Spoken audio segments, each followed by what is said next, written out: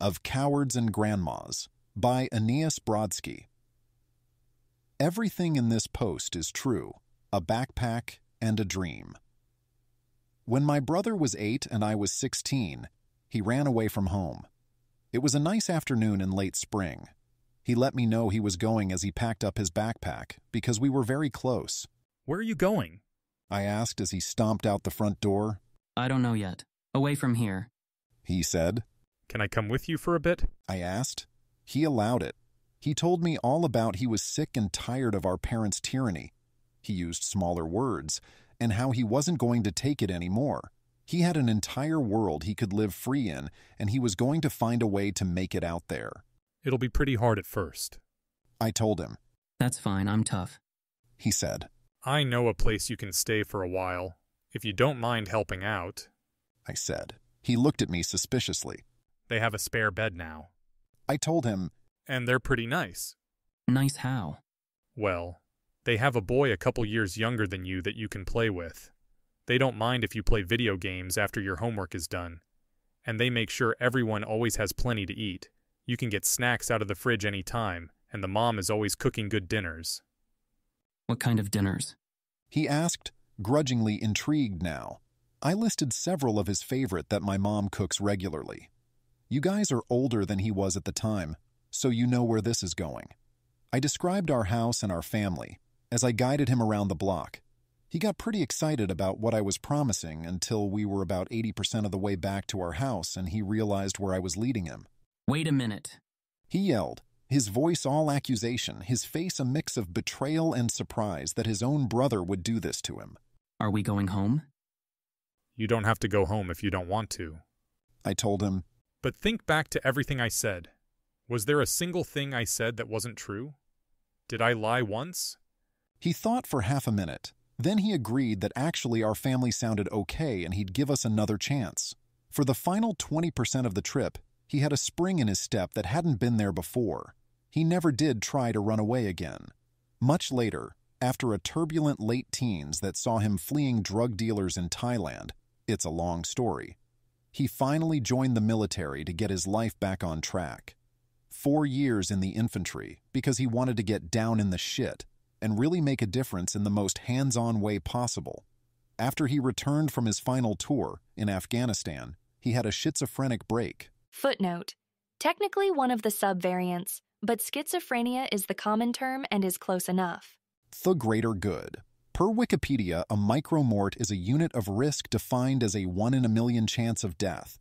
The term saw occasional use on less wrong, such as when trying to determine how many micromorts biking without a helmet accrues, but really gained popularity there when COVID hit. For a year, a significant fraction of posts struggled with the micromort increases of various risks flying across the country, or their reductions via interventions. N95 versus N100 versus copper tape on doorknobs. To a first approximation, imposing micromorts on others is bad.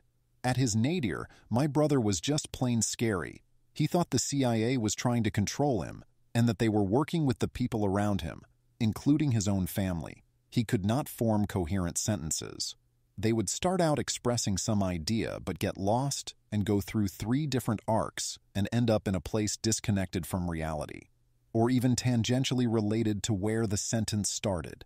He would lash out and ended up doing tens of thousands in property damage over the years. He would threaten to hurt or kill people to their faces. He stalked at least one person. Over time, he drove away everyone who had been in his life, except for my mother, not because they didn't care for him, but out of sheer concern for their own physical safety. The first time he was involuntarily committed, he was found by police wearing a sheet as a toga and with a self-administered mohawk. He was involuntarily committed 3 times in 2 years, for 14 to 21 days each time. As far as I know, he never actually physically attacked anyone, which is a huge mercy. A military-trained 6-foot, 200 lbs of muscle dude is not someone who should be this out of control. After his second involuntary commitment, when he had quit his meds yet again and was terrifying people, I began to worry about my responsibility to stop this.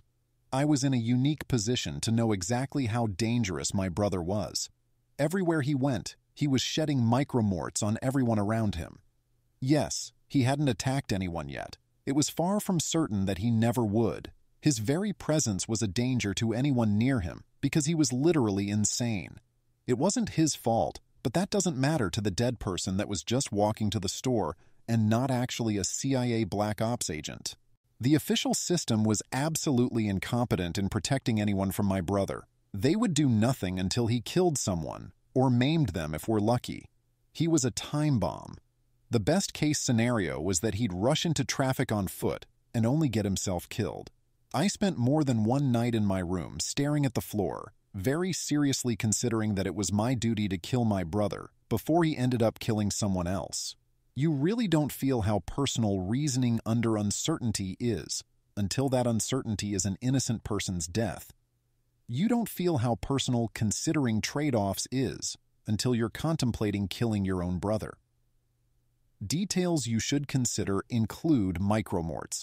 In Scott Alexander's recent post, he argues that we should consider that the mentally ill homeless won't stop being mentally ill if we remove them from society, and also that the places they would be put are far worse than in our city's parks and sidewalks. I realized that he worked in a mental institution and got to witness the horrors inside one firsthand.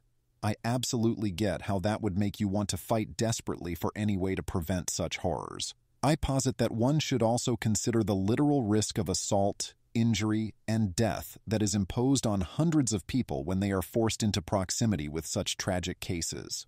One should count up the micromorts being sprinkled around daily. One should calculate how many people avoid these areas and hide from these people in a rational calculation to minimize their micromort burden.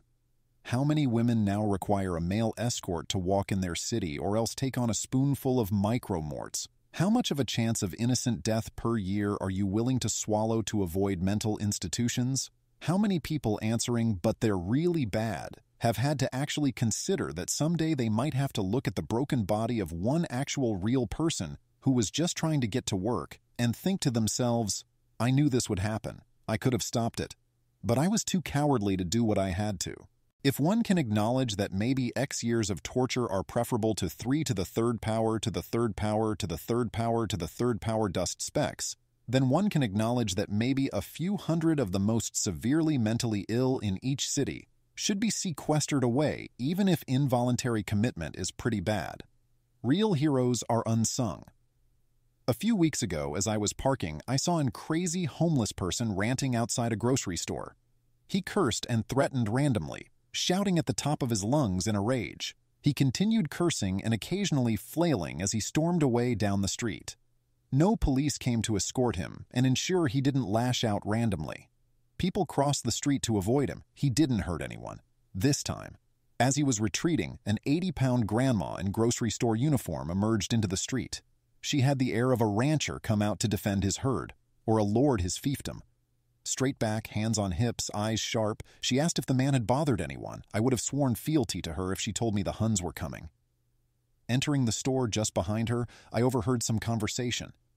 She was the manager of this store. That crazy bum had been sleeping beside her store and keeping his things there for days. She'd told him to move along. He was scaring people. He was sprinkling micromorts over her customers. He refused. She told him that if he didn't take his things and go, they would wind up in the trash. Apparently, she'd eventually made good on her threat when he was out doing whatever he does during the day. He was enraged that his stuff had been removed and dumped. Then he wandered away, cursing and shouting. This old lady had taken the initiative to remove him from the store's grounds to protect her customers from the micromorts he'd been shedding for days. Then she'd come out of her store when she heard he was making a scene, to confront him if needed and protect her customers.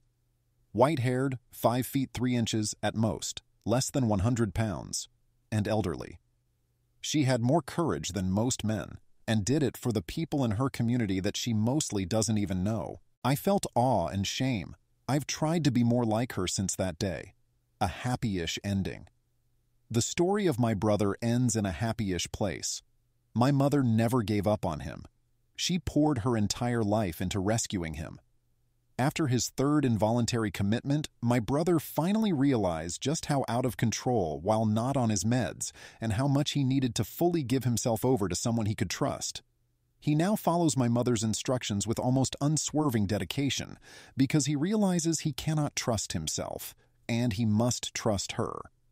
Due to the miracles of modern medicine and her guidance, he's able to live a mostly normal life. He can't hold down a job, but military disability allows him to live, and he finds ways to be useful via volunteering. He's a doting uncle to his nieces. He doesn't have many friends. He's still very abrasive. But wouldn't you know it, he now has a fiancée. I realize that if the institutions we need existed 5 years ago, my brother could well be suffering in one now, rather than managing a decent life with effort and help. His outcome could be much worse. I do not have an answer for this. It is true. Maybe my mother could still have gotten him into mostly working order and gotten him released. Maybe not, and he'd be stuck in there for life. He had an exceptionally good outcome. Many people do not, and it is immoral to ignore the suffering they impose on everyone else. Regardless, I'm incredibly grateful for my brother's stellar outcome and our moral luck. All I can do is acknowledge we benefited from the present system and swallow this dissonance. Well, also I can thank those whose work allowed for our luck. In addition to my mother, I am in awe of the ethos of advancement and progress that brought us our medical miracles. 100 years ago, my brother wouldn't have a life worth living if he was still alive at all. Now he gets along okay and is an actual person. Rot in hell, degrowthers. My brother owes his life to modernity. May its miracles never cease growing.